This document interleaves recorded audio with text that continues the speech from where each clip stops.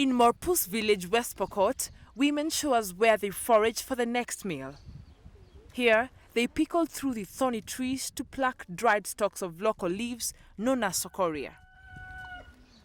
The leaf is a normal diet here, even in good times. But these are not normal times.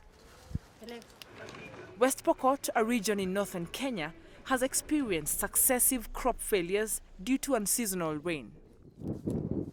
Food production has declined. The recourse to the leaf is an indication they have reached the bottom of their food stock. This tree bears its leaves even during drought. Mostly, we try plucking the softer ones for eating. Esther Komolsiwa is a resident here. She has 4 children. Her husband is a farmer. To help fend for her family, Esther sells kale and tomatoes. She, however, faces an uphill task buying the kale for sale, seeing as none currently grows in her home area. We walk long distances to areas where people are experiencing rainfall to go and buy kales for sale. Most occupants in Morpus are pastoralists. They depend on livestock for their livelihood. However, the severe state of affairs has seen them losing their staple. During such times, migration of cattle, sheep and goats is common. We are forced to move our herds to places where we can find grass to feed on during the dry season. There has been a strong need to address the chronic challenge of food insecurity in semi-arid areas like this.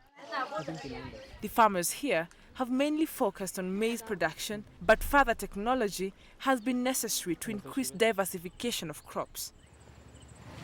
The Food and Agriculture Organization of the United Nations, FAO, is aware that better agricultural practices can help bridge some of the existent gaps.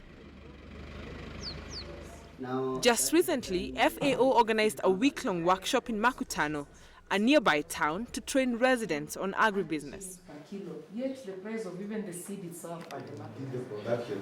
This follows an advice from government and aid agencies to the pastoralist population to consider growing sustainable crops such as potatoes as a supplement to their livestock.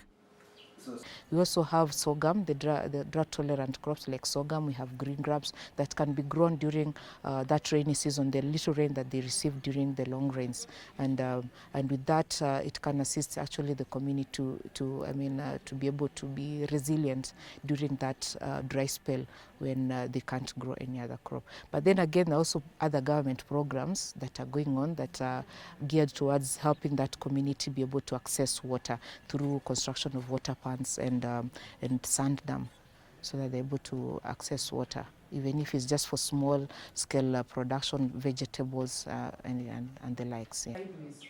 The trainees had also been taught how to propagate good quality fruits like papaya, bananas, avocados and mangoes.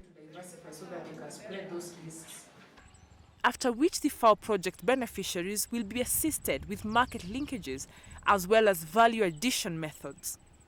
We have Kabesi.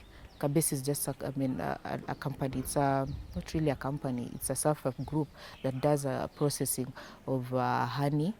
But then again, also they're interested in purchasing the dried mangoes from farmers. And the price is actually very lucrative, 600 shillings per kilo of those dried mangoes.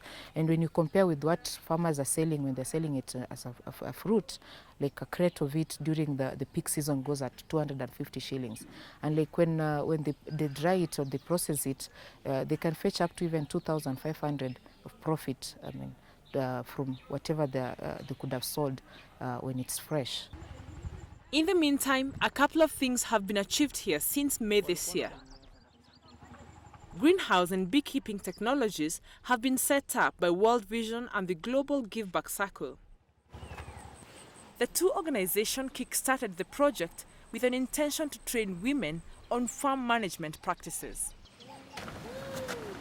Even though the causes of the current famine being experienced in Morpus might be deemed beyond control, for now the hope is that the fruit of the agricultural project introduced here will be sweet.